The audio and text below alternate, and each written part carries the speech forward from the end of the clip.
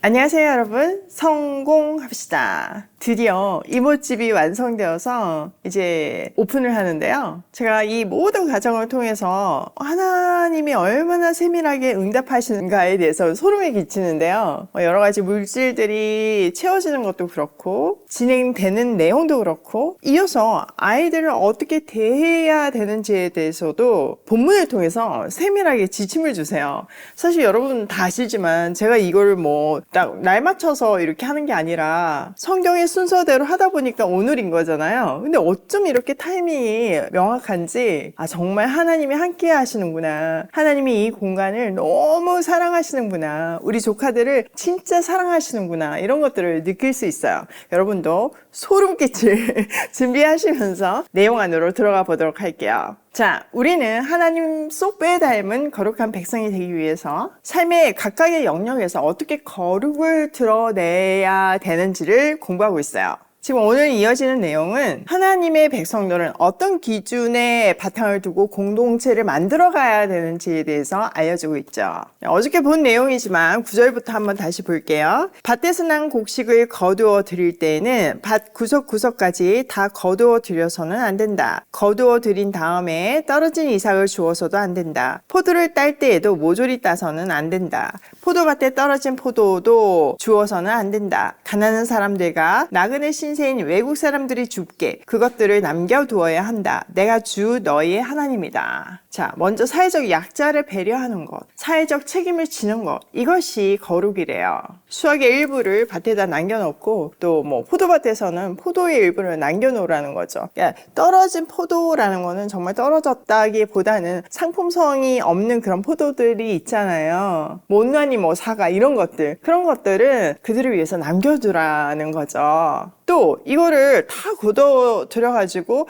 일부를 기부해라, 이게 아니라 그냥 그대로 둠으로 해서 가난한 사람들이 스스로 이렇게 땀으로 수확함으로 노동의 대가를 얻는 기쁨을 누리게 하래요. 일단 자기가 거둔 거니까 이거에 대한 자부심도 있잖아요. 뭔가 살아야겠다는 어떤 삶의 의지도 생기고 용기도 부어지죠. 그러니까 단순히 그냥 돕는 것이 아니라 그들이 자립할 수 있게 수수의 기쁨을 나누고 그 다음 스텝을 걸을 수 있게 이렇게 도와주는 거, 이거 참 멋진 일인 것 같아요. 이 배려가 우리 이모집에도 있어야 한다는 거죠. 저는 정말 이 대목에서 가슴이 그냥 쿵 하더라고요. 사실 이모집 안에서는 여러 가지 교육이 일어날 거예요. 먼저 바리스타 교육인데요, 또 하나님이 선생님을 예비하셔가지고 정말 그 바리스타도 자격증 레벨이 있나 봐요. 근데 정말 취업이 잘 되는 그 레벨에 있으신 분이 와서 자원봉사로 교육을 시켜준다는 거예요. 근데 아이들이 정말 그걸 기뻐하더라고요. 그러니까 아이들을 그냥 단순히 그냥 밥 먹이고 돕는 거가 아니라 아이들이 자립할 수 있게끔 또 스스로 그 커피도 내려주면서 연습도 하고 또 서빙을 함으로 해서 뭔가 뿌듯함을 느끼잖아요. 자기도 뭔가 이모집에 일조했다는 거, 함께 서로를 돕는다는 거에 그 기쁨을 누릴 수 있잖아요. 정말 하나님의 이 섬세한 배려, 그렇게 하라고 컨펌해 주시는 거예요. 여러분들 가운데서도 혹시 나 이런 재능 기부할 수 있다, 우리 청년들 가르치는데 도움을 줄 수 있다, 얼른 연락해 주세요. 제가 댓글에도 남겨드리겠지만 카톡에 오이패밀리 치시면 채널이 나오거든요. 거기에 추가하시면 쉽게 소통할 수 있어요. 자, 11절. 도둑질하지 못한다, 사기하지 못한다, 서로 이웃을 속이지 못한다, 나의 이름으로 거짓 맹세를 하여 너희 하나님의 이름을 더럽혀서는 안 된다. 나는 주다. 자, 정직이 거룩이래요. 물건뿐만 아니라 속여서 마음을 도둑질하는 것도 안 된대요. 우리 오일 패밀리에서 지금 교육을 진행하고 있거든요. 좋은 이모가 되기 위해서 전문 멘토링 교육을 받고 있는데, 시설에는 기본적으로 경계성 아이들이 정말 많아요. ADHD도 정말 많고요. 근데 그 아이들이 섬세한 어떤 케어를 받지 못하면 도둑질하고 거짓말이 세트로 따라다닌다는 거예요. 그 말이 너무 가슴이 아프더라고요. 근데 그 아이들이 그대로 나와서 지금 사회생활을 하는 거잖아요. 그러면 사회에 적응을 할 수가 없고 문제가 생길 수밖에 없어요. 우리 오이 조카들, 자립준비 청년들에게도 정말 이 정직 거룩임을 삶으로 가르쳐주면 좋겠어요.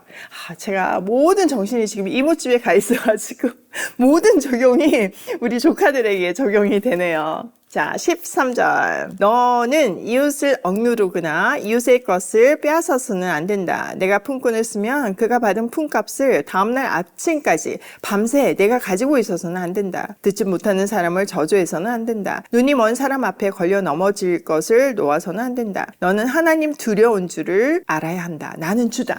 자, 갑질하지 않는 거, 이거 거룩이래요. 이웃을 억압하거나 당연히 지불해야 하는 것을 주지 않는 거.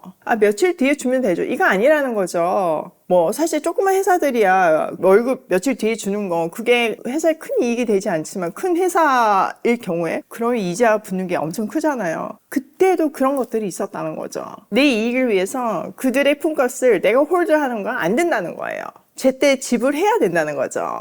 또 장애나 약점을 이용하는 거 하나님 두려운 줄 알고 하지 말래요. 자, 15절. 재판할 때에는 공정하지 못한 재판을 해서는 안 된다. 가난한 사람이라고 하여 두둔하거나 세력이 있는 사람이라고 하여 편들어서는 안 된다. 이웃을 재판할 때에는 오로지 공정하게 하여라. 이 사람 저 사람에게 남을 헐뜯는 말을 퍼뜨리고 다녀서는 안 된다. 너는 또 내 이웃의 생명을 위태롭게 하면서까지 이익을 보려 해서는 안 된다. 나는 주다. 자, 주신 능력과 권력을 합당하게 쓰는 것도 거룩이래요. 법 앞에서는 누구나 평등해야 하고 공정한 재판을 받을 수 있어야 한대요.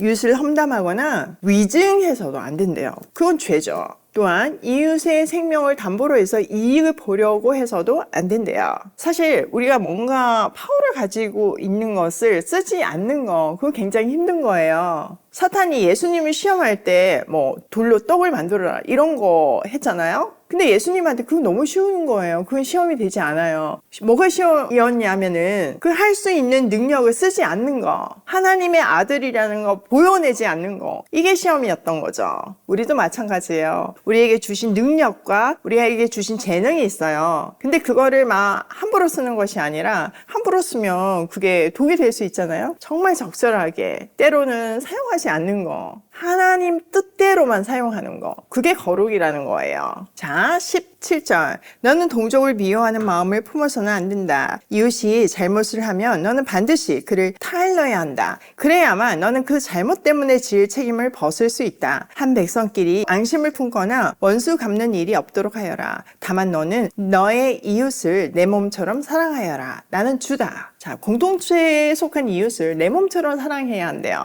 또 이웃이 잘못했을 때는 사랑하니까 참아야지 이러면 안 된다는 거죠. 또 뭐 귀찮으니까 나한테 불이익이 올 수 있으니까 그냥 모른 척 해야지 이러면 안 된다는 거예요. 그건 죄래요. 어떻게 해야 된다?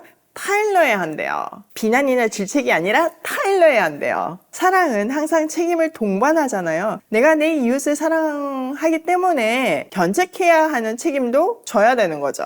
만약 잘못을 보고도 견책하지 않으면 그 죄가 침묵한 사람한테 있대요. 이거는 죄가 공동체에 퍼지는 것을 막지 못한 죄인 거죠. 또 서로 앙심을 품거나 원수 갚는 일이 없어야 한대요. 그리고 제일 중요한 거, 너의 이웃을 내 몸처럼 사랑하여라. 나는 주다. 이웃사랑을 내가 나를 아끼고 사랑하듯이 해야 한다는 거죠. 사실 내 몸처럼 사랑하면 모든 문제가 풀리잖아요. 그렇게 살아라는 거죠. 결국 거룩의 꽃은 사랑이고 사랑이 우리의 삶 전반에 배어 있는 것이 거룩이에요. 저희가 지금 이제 조카들을 만나고 있잖아요. 그러다 보면 아이들이 뭔가 잘못할 때가 있어요. 근데 내가 이걸 얘기하고 타이르면 아이들이 안 올까봐 걱정이 될 때가 있거든요. 근데 진짜 사랑한다면 그거 아니라는 거죠. 타일러야 한대요. 근데 지혜롭게 타일러야 하겠죠. 먼저 관계가 만들어지고 나서 타일러야 하겠죠. 근데 놀라운 사실은 혼이 나도요, 진심으로 할 때 사람은 안다는 거예요. 왜냐면 영적이기 때문이죠. 우리 하랑이도 처음에 우리 집에 왔을 때 아빠한테 진짜 많이 혼났거든요. 근데요, 저보다 아빠가 더 좋대요. 왜냐면 그 혼냄 속의 사랑을 애긴데도 벌써 느낀 거죠.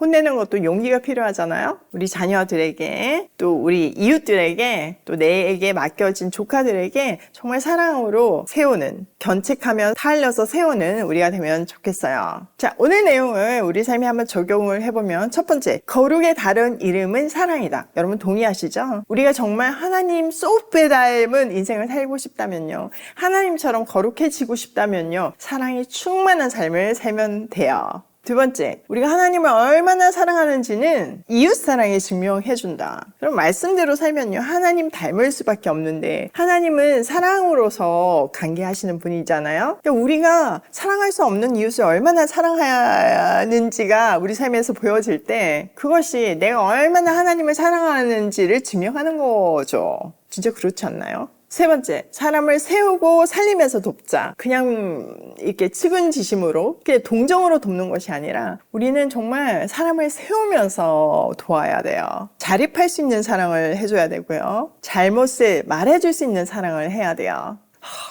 이모집에서 일어날 일들이 너무너무 기대가 되고 정말 이 오픈하는 시기에 맞춰서 하나님이 이 말씀을 주셔서 너무나 감격이에요. 우리 하나님 디렉션을 따라서 우리에게 맡겨진 조카들을 세우고 살리는 오이 패밀리 되기로 해요. 오늘도 거룩의 또 다른 이름은 사랑임을 기억하며 사랑으로 세상을 품으며 고고싱해요.